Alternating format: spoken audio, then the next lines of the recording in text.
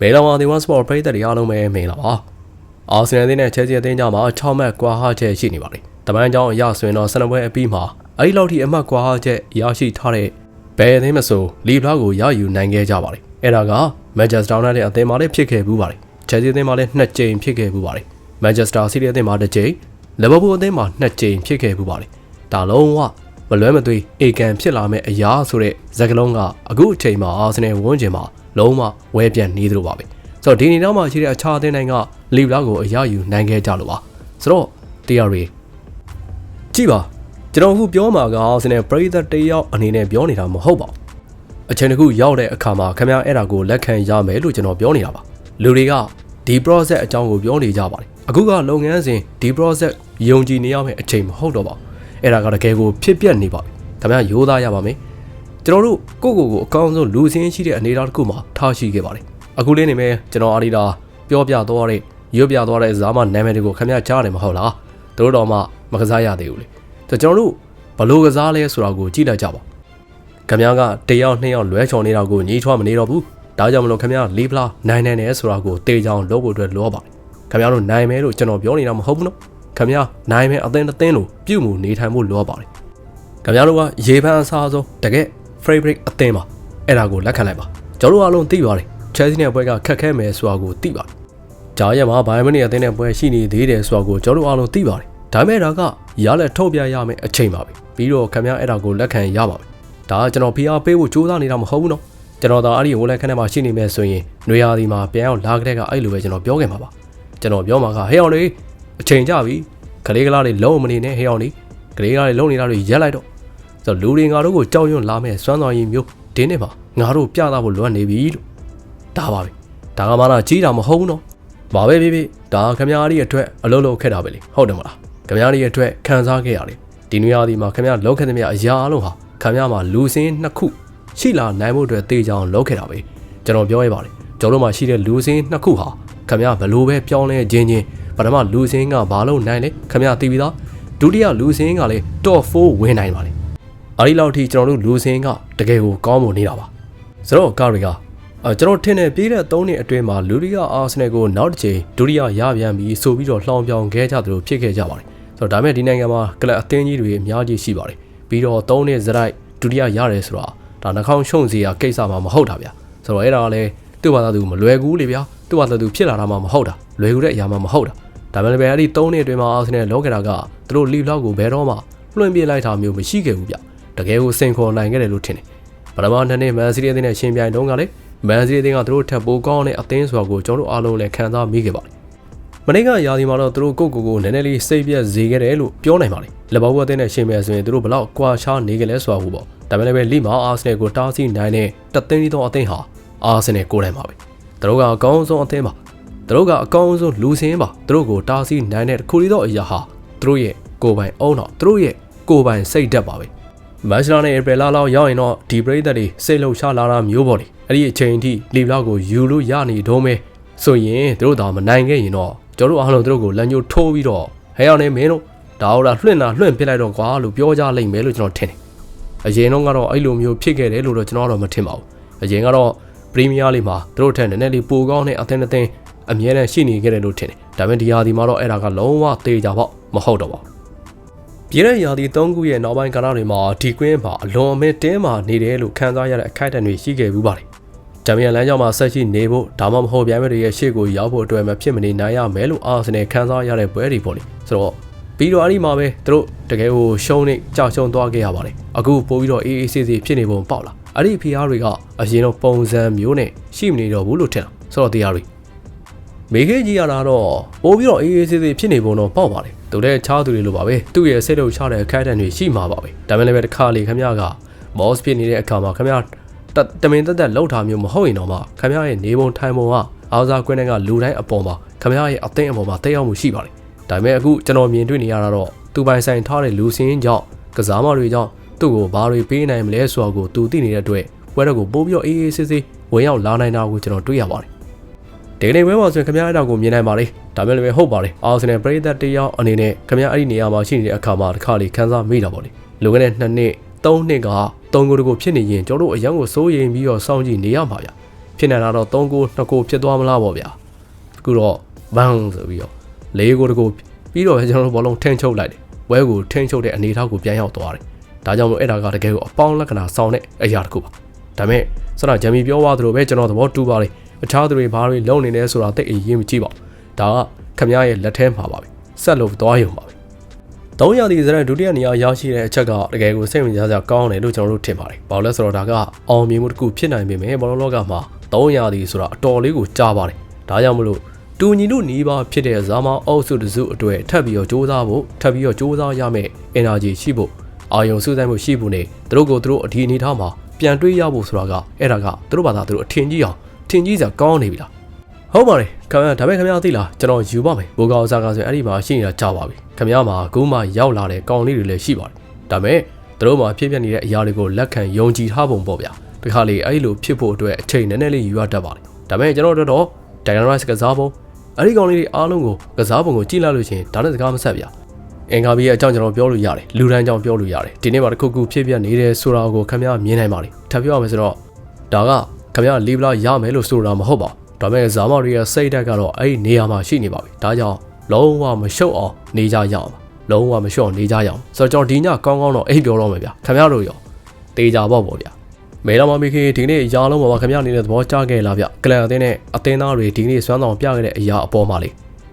ဟုတ်ကဲ့အဲ့ဒီတဲကမိနစ်တန်းကိုကျွန်တော်ပြောမှုခဲ့ပါတယ်သူတို့နိုင်ငံတကာပွဲစဉ်အားလျက်ကနေပြောင်းလာကြတဲ့ကပြင်ဆင်ခဲ့ပုံတွေကျွန်တော်ခံစားတဲ့ energy ပွဲစားဖို့အတွက်ဆာလောင်နေတဲ့စိတ်ဓာတ်တွေစိတ်အားထက်သန်မှုတွေပျော်ရွှင်မှုတွေပေါ့လေဆိုတော့ဟုတ်ကဲ့ကျွန်တော်တို့ကစားတဲ့ပုံစံတိုင်းစားနိုင်တဲ့အခါမှာကျွန်တော်တို့လောကတဲ့ပုံစံတိုင်းစွမ်းဆောင်နိုင်တဲ့အခါပြီးတော့ကျွန်တော်တို့ရဲ့ပြိုင်ပွဲကိုကျွန်တော်တို့တွင်းယူခဲ့တဲ့ဂိုးတွေနဲ့အနိုင်ရခဲ့တဲ့အခါမှာတိတ်တိတာပေါ့လေဒါကအရန်ကိုထူးခြားတဲ့နေ့တင်နေဖြစ်ခဲ့ပါတယ်ဗျာမြောက်နိုင်ငံတော်ပြည်ပွဲစဉ်ဖြစ်တဲ့အခါမှာဒီတဲ့အတိုင်းပဲနံပါတ်3ကတော့လူတွေကတော့ပွဲမတိုင်ခင်ပြောကြလေရှိပါတယ်နေပြော်တွေအားလုံးကိုပြင်းပေါင်းကနေလွှင့်ပြလိုက်ကြပြီလို့ဒါကတကယ်ကိုခိုင်းတာတွေအကြောင်းပါပဲဒါကတိုက်ခတ်လို့စိတ်အကြောင်းပဲလို့ထင်ပါတယ်ဆိုတော့ခင်ဗျားလည်းသိပါတယ်ဒီနေ့ခင်ဗျားရဲ့အသင်ကအဲ့ဒီရှူတော့မှာအနိုင်ရခဲ့တယ်လို့ထင်တာဗျကျွန်တော်တို့ကတော့ဘယ်နေရာမှာဆိုပေါ့လေကျွန်တော်တို့ရဲ့လွှမ်းမိုးမှုကိုတရားပေါ်ပြသခြင်းပါတယ်ဒါကကျွန်တော်တို့ရဲ့ပြင်းအားနဲ့စတင်ရပါမယ်တိုက်စစ်မှုတွေကအရန်ကိုတိကျသေးချာနေဖို့လိုပါတယ်ဘာလို့လဲဆိုတော့နေရာလွတ်တွေကအကန့်အသတ်ရှိနေလို့လေကွင်းထဲမှာထိတ်တဲ့တွေးဆုံမှုတွေအများကြီးရှိခဲ့ပါတယ်သူတို့ကတကယ်ကိုကောင်းတဲ့အသင်းပါဟုတ်ပါတယ်ကျွန်တော်တို့အနိုင်ရဖို့စူးစမ်းခဲ့ရပါတယ်ကျွန်တော်ထင်ပါတယ်ကျွန်တော်တို့အစကတည်းကတကယ်ကိုတန်မာစွာတကယ်ကိုပြင်းထန်စွာနဲ့စတင်နိုင်ခဲ့ပါတယ်တကယ် rush နဲ့ချက်ချင်းပဲကြီးမားတဲ့အခွင့်အရေးတစ်ခုဖန်တီးနိုင်ခဲ့ပါတယ်ပြီးတော့ကျွန်တော်တို့စိတ်ရှည်ခဲ့ရပါတယ်ကျွန်တော်တို့တော်တော်လေးစိုးမိုးထားနိုင်မှုတော့ပေါက်ခဲ့ပါတယ်ကျွန်တော်တို့စချင်းမှာခန်းလာထဲပါတဲ့ဂိုးနှုတ်ကိုသွင်းယူနိုင်ခဲ့ပါတယ်ပြီးတော့ဒုတိယပိုင်းမှာလည်းကျွန်တော်တို့တည်ငြိမ်မှုကိုဆက်ထိန်ထားနိုင်ခဲ့ပါတယ်ခြုံငုံပြီးပြောမယ်ဆိုတော့တိုးတက်စရာတွေအရာတွေအများကြီးရှိနေသေးပေမဲ့လည်းဒါကတကယ်ကိုကောင်းမွန်တဲ့ခြေစွမ်းတစ်ခုဖြစ်ခဲ့တယ်လို့ကျွန်တော်ထင်ပါတယ်ဗျဒါပေမဲ့နေပြောင်မယ်ရှူတော်ရကြည့်မယ်ဆိုရင်ပြန်မဲ့ရဲ့ပုံစံကိုခင်ဗျားတို့နေလန်တစ်ခုခုခင်ဗျားတို့ရှာတွေ့သွားခဲ့ပုံမယ်တော့ပြီးတော့ပွဲမတိုင်ခင်ခင်ဗျားပြောခဲ့သေးတယ်လေနောက်တန်း3ယောက်တန်းဒါမှမဟုတ်ရှင်9ယောက်တန်းစားလာလိမ့်မယ်လို့တပတ်လောက်ကတော့မျောလင်းထားတယ်ဆိုပြီးတော့ဗောလေဒါဆိုလေ့ကျင့်ရေးခွင့်မှာအဲ့ဒီထက်ကဘလောက်များများကိုတကယ်ကြိုတင်စီစဉ်ထားခဲ့တာလေဗျနိုင်ငံတကာပွဲစဉ်အားလေးရဲ့ကာလမှာကျွန်တော်တို့စဉ်းစားဖို့အတွက်ခွဲခြမ်းစိတ်ဖြာဖို့ဗောလေဆိုပြီးတော့သူတို့ဘာလုပ်နိုင်မလဲဆိုတော့ကိုတွေးဖို့တဲ့အချိန်တွေအများကြီးရခဲ့ပါတယ်တိတဲ့အတိုင်းပဲဗျာပွဲတွေကိုဘယ်လိုစီစဉ်ရမလဲဆိုတော့တင်းရဲ့စန့်ကျင်ဘက်တွေကိုပြဿနာတွေကိုဖန်တီးဖို့သူတို့အတွက်အကောင်းဆုံးအခွင့်အရေးကဘာဖြစ်နိုင်မလဲဆိုတာတွေကိုကျွန်တော်တို့စဉ်းစားပါတယ်ပြီးတော့အဲ့ဒါကကျွန်တော်တို့ပြင်ဆင်ထားခဲ့တဲ့ဖြစ်နိုင်ရှိသုံးသောအရာတစ်ခုပါပဲတည်တာတော့ကျွန်တော်တို့ပြိုင်မဲ့လူစင်းကိုရတဲ့အချိန်ကြောက်မှသိလိုက်ရတာပါကျွန်တော်တို့လုံးတင်လုံးထိုက်တဲ့ပြုပြင်ပြောင်းလဲမှုတွေကိုကျွန်တော်လုပ်ခဲ့ပါတယ်ပြီးတော့ဇာမားတွေကလည်းမယုံလဲကြခြေစွမ်းတစ်ခုကိုထုတ်ပြသွားခဲ့ကြပါတယ်ခင်ဗျားအနေနဲ့လေးဝက်ချက်တွေအများကြီးပေးခြင်းမှာမဟုတ်ဘူးဆိုတော့ကျွန်တော်သိပါတယ်ဒါပေမဲ့လည်းဒါကကျွန်တော်တို့အတွက်တကယ်ကိုတော်တော်လေးတော့စိတ်ဝင်စားဖို့ကောင်းနေလို့ပါဆိုတော့နိုင်ငံတကာပွဲစဉ်အားလေးရမှာခင်ဗျားလက်ထက်ရရှိခဲ့တဲ့အဲ့ဒီအပိုဆောင်အချက်ထပ်ဆောင်အချိန်တွေနဲ့အတူတို့လှုပ်ဆောင်ခဲ့တဲ့အရာတွေကဘယ်အချက်ကိုခင်ဗျားမြင်တွေ့ပြီးတွေးခဲ့တာလဲဘာလို့လဲဆိုတော့အဆုံးမှာတော့စန်တာကနေအခွင့်အရေးတွေအများကြီးရခဲ့တာကိုခင်ဗျားအဲ့ဒီနေရာလွတ်တွေကိုတေးကြပေါ့ကောင်းကောင်းအလုပ်လုပ်ခဲ့တာပဲသူတို့ဘလို့တွေးနိုင်လဲတွေးနိုင်မလဲဆိုတာကိုနားလည်ဖို့စူးစမ်းရုံပါပဲကျွန်တော်တို့လည်းပတ်သက်ပြီးတော့သူတို့ဘလို့အမြင်ရှိနေလဲပြီးတော့သူတို့ဘာလုပ်နိုင်မယ်လို့ကျွန်တော်တို့ယုံကြည်ထားလဲဆိုတာပေါ့လေဒါပေမဲ့လည်းကျွန်တော်တို့မသိနိုင်ပါဘူးဒါပေမဲ့ကျွန်တော်တို့ရဲ့အလုပ်ကတော့ပြင်ဆင်ထားဖို့ပါပဲဟုတ်ကဲ့ကျွန်တော်ပေးခြင်းတဲ့ game plan အတွင်းမှာသူတို့တစ်မျိုးနဲ့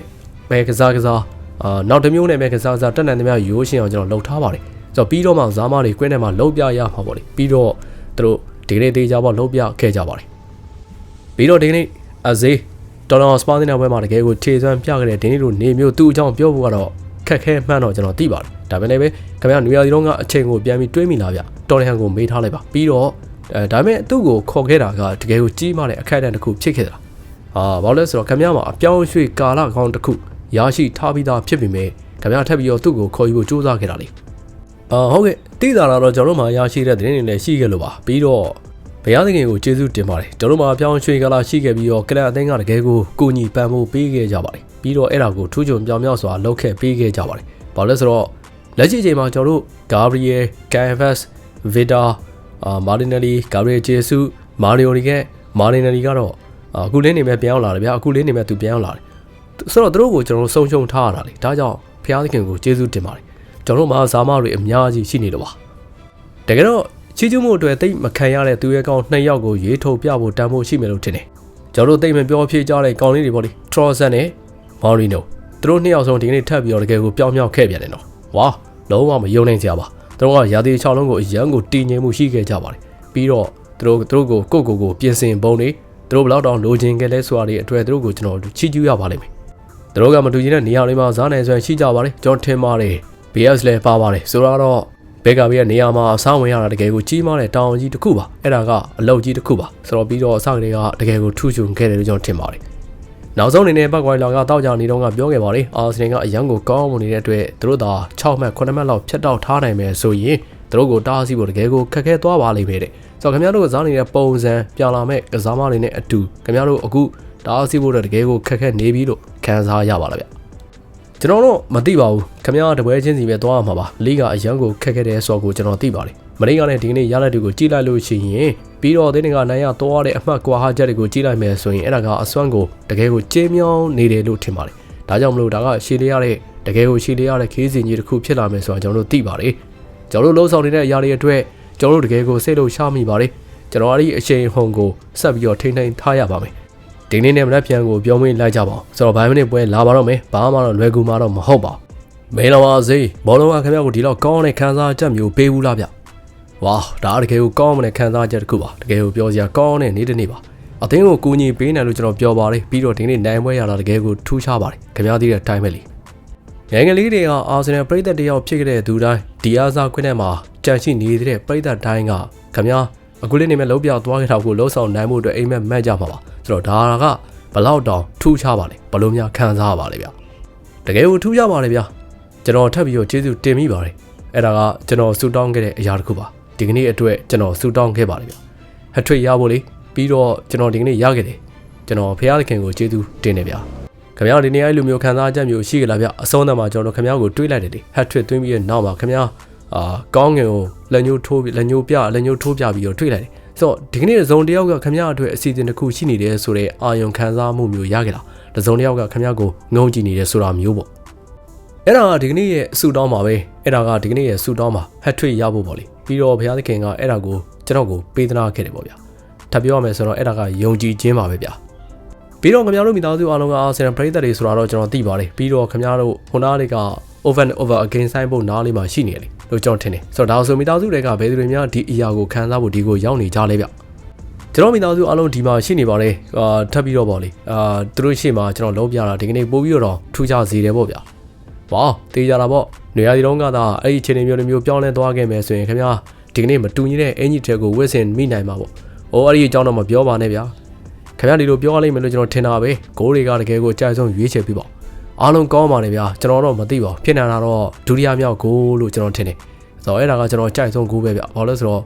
့အချိန်ကိုက်မှုကြောင့်ပါ။အဲ့ဒါကတကယ်ကိုအချိန်မှန်ပါပဲ။ပြီးတော့ဟုတ်ပါတယ်။အယိုးသားပြောရင်တော့အဲ့ဒါကထူးခြားပါတယ်။အဲ့ဒီဂိုးတွေအားလုံးကကျွန်တော်တို့ကောင်းမှပါလေ။ဘာလို့လဲဆိုတော့အဲ့ဒီနေရာတွေမှာရောက်ဖို့အတွက် process အပေါ်ကျွန်တော်စူးစမ်းလှုပ်ဆောင်ခဲ့တာကိုကျွန်တော်သိလို့ပါပဲဟုတ်ကဲ့အလုပ်ဖြစ်ခဲ့ပါတယ်ဗျဒီနေရာဇာမဘွားပထမဆုံးဟတ်ထွေလည်းဖြစ်တယ်လို့ကျွန်တော်တို့ထင်နေတော့ဟုတ်ပါတယ်ထပ်ပြောရမယ်ဆိုတော့နှစ်ကိုသွင်းဦးတာတော်တော်များများတော့ရှိပါတယ်ဟတ်ထွေရဖို့အတွက်မစိုးတဲ့အချိန်ပါပဲတကယ်ကိုထူးခြားတဲ့အရာတစ်ခုပါကျွန်တော်ပြောခဲ့သလိုပါပဲဒီနေ့ဖြစ်ခဲ့တာကိုရှင်းပြဖို့တဲ့စကားလုံးတော့မရှိဘူးဗျတကယ်ကိုကောင်းအောင်လှုပ်ဆောင်နိုင်ခဲ့ပါတယ်ဗျာကြည့်ပါဦးခင်ဗျာဒီပွဲရဲ့အကောင်းဆုံးဇာမဆုလည်းပဲဖြစ်ပါတယ်နှစ်ပေါင်း90နီးပါးအတွင်းမှာတော်လန်တဲ့ပွဲမှာဟတ်ထွေသွင်းနိုင်တဲ့ပထမဆုံးသောအာဆင်နယ်ကစားမတစ်ယောက်ပါပွဲရဲ့အကောင်းဆုံးဇာမပါမစိုးပါဘူးဗျာကျေးဇူးများကြီးတင်ပါတယ်တကယ်ကိုတန်ဖိုးထားမှာပေါ့ဗျာရှေ့ကကျေးဇူးတင်ပါတယ်ပရိသတ်များလို့ကိုစိတ်နဲ့ဖျားကျမ်းမာချမ်းသာကြပါစေခင်ဗျာ